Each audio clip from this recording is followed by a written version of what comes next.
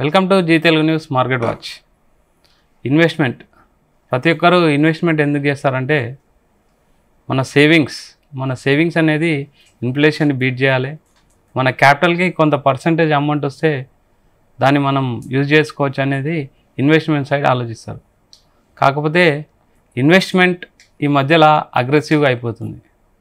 త్వరగా డబ్బులు సంపాదించాలనే ఆలోచనతో ఇన్వెస్టర్లు ఏం చేస్తున్నారంటే trading side and fundamental base లేనివి కొన్ని అర్థం కాకుండా తక్కువ రేంజ్లో ఉన్న స్టాక్స్ కొనడం వల్ల కరెక్షన్లో ఉన్నప్పుడు కంప్లీట్ ఉన్న లాభాలు రాకపోగా ఉన్న క్యాపిటల్ కూడా మొత్తం లాస్ అయిపోతుంది. అసలు దీన్ని ఇలా మనకు వచ్చే క్యాపిటల్ని కాపాడుకోవాలి. డబ్బులు సంపాదించడం ఒక ఎత్తు, కానీ క్యాపిటల్ని కూడా మనము హోల్డ్ చేసుకోవాలి, అంటే కాపాడుకోవాలి, అంటే నష్టాలు రాకుండా ఉంచాలి. అంటే ఏం చేయాలి? అసలు ఇలా నష్టాలు రాకుండా కాపాడుకోవాలంటే ఒక ఇన్వెస్టర్ ఎలా ఆలోచించాలి? దీన్ని ఎక్స్ప్లెయిన్ చేయడానికి మనతో పాటు ఫైనాన్షియల్ ప్లానర్ బొనిగెల సాల్మన్ గారు ఉన్నారు. Hi sir. నమస్తే రవి గారు. సార్, మనం ఇంతకుముందు మాట్లాడుకున్నాం స్పెక్యులేటర్, ఇన్వెస్టర్. స్పెక్యులేషన్ అంటే ఏంది, ఇన్వెస్టర్ అంటే ఏంది? ఓవరాల్గా ఇన్వెస్ట్మెంట్కి వచ్చేది ఎందుకోసం అంటే మన డబ్బును కాపాడుకోవడానికి. కానీ అది జరగట్లేదని యాజ్ పర్ డాటా సెబీ చెప్తుంది. ఎందుకు అలా జరుగుతుంది, ఏం చెప్తారు? చూడండి రవి గారు, మంచి క్వశ్చన్ అడిగారండి. ఇప్పుడు కోవిడ్ తర్వాత మార్కెట్స్ బాగా ర్యాలీ అయినాయి. అంటే బాగా మన స్టాక్ మార్కెట్లో 5,000 స్టాక్స్ ఉంటే మెజారిటీ ఆఫ్ స్టాక్స్ మంచి రిటర్న్స్ ఇచ్చినాయి. మార్కెట్స్ కూడా మంచి రిటర్న్స్ ఇచ్చినాయి. సో ఏమైందంటే చాలామంది కోవిడ్ తర్వాత యూత్ మన స్టాక్ మార్కెట్లోకి ఎంటర్ అయ్యారు. అయితే మనం ఇక్కడ అవేర్నెస్ ఏమిస్తున్నాం అంటే ప్రజలకి ఇన్వెస్ట్మెంట్ వేరు, స్పెక్యులేషన్ వేరు. ట్రేడింగ్ అన్న స్పెక్యులేషన్ అన్న వేరు. ఇక్కడ సెబీ డేటా ఏంటంటే ట్రేడింగ్లో అవుట్ ఆఫ్ 100 F&Oలు ఫ్యూచర్ అండ్ ఆప్షన్స్లో 93 మెంబర్స్కి డబ్బు పోతుంది. సో మెజారిటీ రీటైల్ ఇన్వెస్టర్స్ డబ్బు లాస్ అవుతుంది కాబట్టి మెజారిటీ ఆఫ్ రీటైల్ ఇన్వెస్టర్స్కి ట్రేడింగ్ వద్దు అంటున్నారు. సో ఇన్వెస్ట్మెంట్ వైపు రమ్మంటున్నారు. అయితే ఈ క్రమంలో ఏంటంటే రవి, మెజారిటీ ఆఫ్ పీపుల్ ఇన్వెస్ట్మెంట్నే ట్రేడింగ్ అనుకుంటున్నారు, స్పెక్యులేషన్. ఇప్పుడు స్పెక్యులేషన్ యొక్క లక్షణాలు ఏంటంటే స్పెక్యులేషన్లో మీకు షార్ట్ పీరియడ్ ఉంటుంది, మంత్స్, వీక్స్, లేదంటే అవర్స్, లేదంటే మినిట్స్. అంటే షార్ట్ పీరియడ్లో డబ్బు రావాలనే కోరిక ఉంటుంది స్పెక్యులేషన్. స్పెక్యులేషన్ కింద ఏమేమి అంశాలు వస్తాయి? స్పెక్యులేషన్ కింద మనకి బెట్టింగ్ వస్తుంది. ఇప్పుడు ఈ మధ్య మనకి చాలా మంది ఆత్మహత్యలు చేసుకున్నారు పాపం యూత్. బెట్టింగ్, క్యాసినో, అంటే స్టాక్ మార్కెట్లో అవి స్టాక్ మార్కెట్లో ఏంటంటే F&O, future and options, intraday, ఇవి వస్తాయి స్పెక్యులేషన్స్లో. F&O, ఇంట్రాడే మనం ఎందుకు స్పెక్యులేషన్ కింద అంటామంటే రవి గారు, ఇప్పుడు F&Oలో కానీ ఇంట్రాడేలో కానీ ప్రిన్సిపుల్ మొత్తం ఎరోడ్ అయ్యే అవకాశం ఉంటుంది. ప్రిన్సిపుల్ నిలబడకుండా మొత్తం పోతే ఒక జనరేషన్ వెనకబడిపోతారు వాళ్ళు స్పెక్యులేషన్లో. సో షార్ట్ పీరియడ్లో మనీ కోసం స్పెక్యులేషన్కి వెళ్తున్నారు. స్పెక్యులేషన్ ఎప్పుడు కూడా ప్రమాదం. అయితే ఈ రిటైల్ స్పెక్యులేటర్స్ ఏమనుకుంటారంటే, లాటరీ కొంట ఉందనుకోండి, నాది 10 రూపాయల టికెట్ వస్తే 10 లక్షలు వస్తాయి అని అందరూ అనుకుంటారు, వచ్చేది ఒకడికే. సో స్పెక్యులేషన్ కూడా అంతే, F&O కూడా అంతే. సక్సెస్ లిమిటెడ్ ఉంటుంది. సో మనం ఏం చెప్తున్నామంటే రవి గారు, మన స్పెక్యులేషన్ బదులు ఇన్వెస్ట్మెంట్ వైపు మనం ప్రోత్సహిస్తున్నాం. అంటే మీరు డబ్బులు ఎలా పోగొట్టుకోవాలో పోగొట్టుకోవడం తగ్గించుకుంటే, డబ్బులు ఎలా పోతాయో తెలుసుకుంటే మీరు డబ్బులు సంపాదించడం మీకు అలవాటు అవుతుంది. సంపాదించిన తర్వాత ముందు పోగొట్టుకోవద్దు, ఎక్కడ పోతాయో మీరు తెలుసుకోవాలి. స్పెక్యులేషన్లో డబ్బులు పోతాయి. సో స్పెక్యులేషన్ వద్దు. స్పెక్యులేషన్ ఎప్పుడు కూడా అంతర్గతంగా డబ్బు రాదు, బాహ్యంగా వస్తాయి. అంతర్గతంగా ఏంటి, బాహ్యంగా ఏంటి, ఇది అర్థం కావాలంటే సపోజ్ మీరు ఒక 1,00,000 రూపాయలు ఇన్వెస్ట్ చేశారనుకోండి రవి గారు. ఇన్వెస్ట్మెంట్ ఎక్కడంటే సపోజ్ ఒక కంపెనీలో బాండ్సే కొన్నారు. బాండ్స్ కొనడం వల్ల మీకు ఏమవుతుందంటే ఇంట్రెస్ట్ వస్తుంది, వడ్డీ. ఏ కంపెనీ బాండ్స్ కొన్నా AAA రేటెడ్గా వడ్డీ వస్తుంది. అంటే అంతర్గతంగా డబ్బుని జనరేట్ చేస్తుంది ఓకే బాండ్స్ కొంటే. అలాగే మీరు ఒక మంచి ఇప్పుడు భారతదేశంలో 5,000 సుమారుగా 5,000 కంపెనీస్ ఉన్నాయి స్టాక్ మార్కెట్లో. టాప్ మోస్ట్ లిక్విడ్ స్టాక్స్, ఇక అంతకు మించిన లిక్విడ్ స్టాక్స్ ఉండవు, వాటిని సెన్సెక్స్ అంటారు. Top most liquidity companies Nifty అంటారు. సపోజ్ సెన్సెక్స్ స్టాక్స్లోనే నిఫ్టీ స్టాక్స్లోనే మీరు ఇన్వెస్ట్ చేశారనుకోండి, అంతర్గతంగా మీకు డబ్బుని ఎలా క్రియేట్ చేస్తాయి అంటే కంపెనీస్కి బిజినెస్కి లాభాలు వస్తున్న కొంది మీకు డివిడెండ్స్ ఇస్తూ ఉంటారు. కంపెనీస్ బిజినెస్ క్యాష్ ఫ్లోస్ పెరుగుతున్న కొందికి, అంటే ఇక్కడ క్యాష్ ఫ్లోస్ అంటే ఏమిటంటే వాళ్ళు చేసే కన్జ్యూమ్ అంటే వాళ్ళ కంపెనీస్కి అయ్యే ఖర్చుల కంటే క్యాష్ ఫ్లోస్ రాబడి ఎక్కువ ఉంటే నికర లాభం ఎక్కువ ఉంటుంది. కాబట్టి demand and supply companies share value పెరుగుతుంటుంది. సో అంతర్గతంగా డబ్బును జనరేట్ చేస్తే అది ఇన్వెస్ట్మెంట్. స్పెక్యులేషన్ ఏంటి, అంతర్గతంగా డబ్బులు జనరేట్ చేయదు,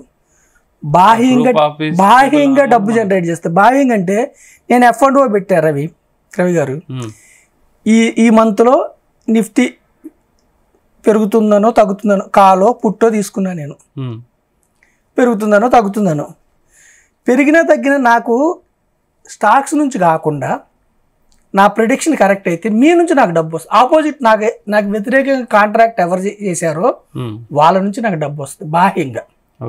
ఇది ఎక్స్టెన్సిక్ అంటారు దీన్ని. ఇంట్రెన్సిక్ అంటే కంపెనీ యొక్క స్టాక్స్ మీకు డబ్బు జనరేట్ చేస్తాయి. ఇది ఇన్వెస్ట్మెంట్. అయితే ఇన్వెస్ట్మెంట్ బోరింగ్. ఇన్వెస్ట్మెంట్ అంటే కంపెనీలో స్టాక్స్ పెరగటం తగ్గటం టిక్కర్లో చూడటం కాదు. ఇది తరాల బిజినెస్, ఓనర్షిప్, కంపెనీస్లో ఓనర్షిప్. ఇది బోరింగ్. ఇది స్పెక్యులేషన్ ఏంటంటే రవి గారు ఎగ్జైటింగ్. నేను క్యాసినో ఆడితే ఎంత తృప్తి ఉంటుందో, గుర్రపందాలు ఆడితే ఎంత తృప్తి ఉంటుందో, రమ్మీ అంటే నాకు ఎగ్జైట్మెంట్, అడిక్షన్. నేను ఒక్కసారి స్పెక్యులేషన్కి అలవాటు అయితే డబ్బులు పోయినాయి అనుకోండి, పోయినాయి మళ్ళీ ఇక్కడే సంపాదించుకోవాలని మళ్ళీ అందులోనే ఉంటాను. వచ్చినాయి అనుకోండి, వచ్చినాయి కదా ఇంకా 10 రెట్లు సంపాదిద్దాం, 100 రెట్లు సంపాదిద్దాం అంటాను. లాస్ట్కి ఏంటంటే స్పెక్యులేషన్లో ఊహాగనం. స్పెక్యులేషన్ ట్రేడింగ్లో ఏంటంటే ఒక ఇది ఉండదు, ఊహే, లాజిక్ ఉండదు. ఇన్వెస్ట్మెంట్లో ఏంటంటే మీకు ఒక లాజిక్ ఉంటుంది. ఇన్వెస్ట్మెంట్లో గోల్స్ ఉంటాయి, లక్ష్యాలు ఉంటాయి. చదువు కోసమా, పిల్లల చదువు కోసమా, హౌస్ కోసమా, రిటైర్మెంట్, బోరింగ్. ఓకేనా రవి గారు? తర్వాత స్పెక్యులేషన్లో మీకు ఈ ఎమోషన్స్ ఉంటాయి. ఎమోషన్స్ ఉండి అందులోంచి బయటపడడం. సో మనం ఏం చెప్తాం, మన ఎపిసోడ్ ద్వారా ప్రజలు నష్టపోకూడదు, మన ఎపిసోడ్ చూసి నష్టపోకూడదు. మీరు డిఫరెన్స్ తెలుసుకోవాలి. అసలు మీరు ఎవరు, మీరు స్పెక్యులేటరా ఇన్వెస్టరా తెలుసుకున్న తర్వాత మీరు స్పెక్యులేషన్ అవాయిడ్ చేయండి, ట్రై చేయండి. మీకు అంత స్పెక్యులేషన్ చేయాలనుకుంటే మీ దగ్గర 100 రూపాయలు ఉంటే 95 రూపీస్ని ఇన్వెస్ట్మెంట్ చేసుకోండి. 5 రూపీస్ని మీరు మీకు అంత తప్పదు అనుకుని స్పెక్యులేషన్ వైపు వెళ్ళండి. ఈ 5 రూపీస్ కూడా సెపరేట్ అకౌంట్ ఉండాలి, సెపరేట్ ఫండ్. వచ్చినా పోయినా ఈ ఇన్వెస్ట్మెంట్ అమౌంట్ ఇందులో కలపకూడదు, ఈ స్పెక్యులేషన్ అమౌంట్ ఇందులో తీసుకురాకూడదు. వచ్చినా దీని నుంచే తీసుకోవాలి, మీ ఆనందం తెచ్చుకోవాలంటే, పోతే వదిలేసుకోవాలి. ఓకేనా? అయితే మనకి ఇన్వెస్ట్మెంట్స్లో కూడా రవి గారు అగ్రెసివ్ ఇన్వెస్టర్, డిఫెన్సివ్ ఇన్వెస్టర్ తేడాలు గమనించాలి. ఇప్పుడు ఇన్వెస్ట్మెంట్స్లో కూడా మనం ఏం చెప్తున్నాం, ఈక్విటీస్లో మీరు డిఫెన్సివ్ ఇన్వెస్టర్ అనుకోండి, మీకు స్టాక్ మార్కెట్ని అవుట్ పెర్ఫామ్ చేసే రిటర్న్స్ వస్తే మీకు అగ్రెసివ్ ఇన్వెస్టర్.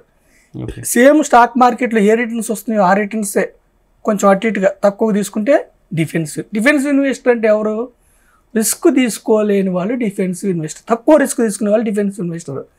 అగ్రెసివ్ ఇన్వెస్టర్ అంటే ఎవరు, ఎక్కువ రిస్క్ తీసుకున్నారు. ఇప్పుడు ఇక్కడ ఈ మధ్య ఏమైందంటే రవి గారు, ఇవే కాకుండా F&O ట్రేడింగ్ కాకుండా స్పెక్యులేషన్లో కోవిడ్ తర్వాత స్టాక్ మార్కెట్ విపరీతంగా పెరగటం వల్ల 5,000 స్టాక్స్లో వాటి యొక్క ఫండమెంటల్స్, టెక్నికల్స్ చూడకుండా ఏ స్టాక్లో పెట్టినా పెరిగినాయి. తొందరగా పెరిగిన స్టాక్స్ తొందరగా పడిపోతాయి, నిలబడవు.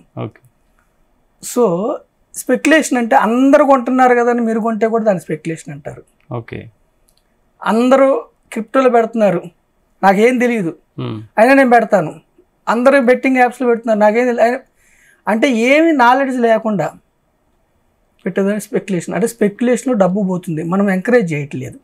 మన ఎపిసోడ్ ద్వారా ఇన్వెస్ట్మెంట్ ఎంకరేజ్. డిఫెన్సివ్ ఇన్వెస్ట్మెంట్ అంటే మీరు ఎక్కువ రిస్క్ తీసుకోలేని వారైతే, సపోజ్ ఇండెక్స్ ఉంది సెన్సెక్స్, భారతదేశంలో టాప్ మోస్ట్ 30 కంపెనీస్ని ఇండెక్స్ అంటారు రవి గారు. ఎన్ని ఒడిదుడుకులు ఎదురైనా 79 నుంచి ఇప్పటి వరకు 14 నుంచి 15% ఇచ్చింది. మన ఎఫ్డి రేట్ ఎంత? 6 to 7%. ఇన్ఫ్లేషన్ కూడా అరౌండ్ 5 to 6. ఎన్ని ఒడిదుడుకులు ఎదురైనా మీకు 14 to 15% వచ్చింది. అంటే మీరు అగ్రెసివ్గా రిస్క్ తీసుకోలేని వారైతే మీ యొక్క 100 రూపీస్లో ఒక 20 రూపీస్ బాండ్స్లో ఇన్వెస్ట్ చేసుకొని ఒక 70 to 80% ఇండెక్స్లో ఇన్వెస్ట్ చేసుకుంటే టాప్ మోస్ట్ 30 కంపెనీ బిజినెస్లో మీరు ఓనర్ అవుతారు. ఎప్పుడు కూడా ఇన్వెస్టర్ అంటే ఎట్లా ఉండాలంటే, స్టాక్ మార్కెట్స్ షేర్లు పెరుగుతున్నాయని కొనటం చేయకూడదు, తగ్గుతుందని అమ్మటం చేయకూడదు. ఓనర్షిప్ ఉండాలి బిజినెస్లో. ఓకే, మీ లక్ష్యాలు పూర్తయినప్పుడే తీసుకోవాలి. ఇది డిఫెన్సివ్. అది అగ్రెసివ్ ఇన్వెస్టర్ అనుకోండి. అగ్రెసివ్ ఇన్వెస్టర్ ఎప్పుడు కూడా రవి గారు ఇండెక్స్ కంటే ఎక్కువ రిటర్న్ వచ్చేలాగా చూస్తారు. ఓకే, ఇండెక్స్ 14% వచ్చింది అనుకోండి, ఈ వాంట్స్ మోర్. అప్పుడు ఏమైందంటే ఇన్వెస్ట్మెంట్లో కూడా మీరు ఏం చేయాలంటే రిటర్న్ వచ్చే క్రమంలో రిస్క్ కూడా అంత ఉంటుందని అర్థం చేసుకోవాలి.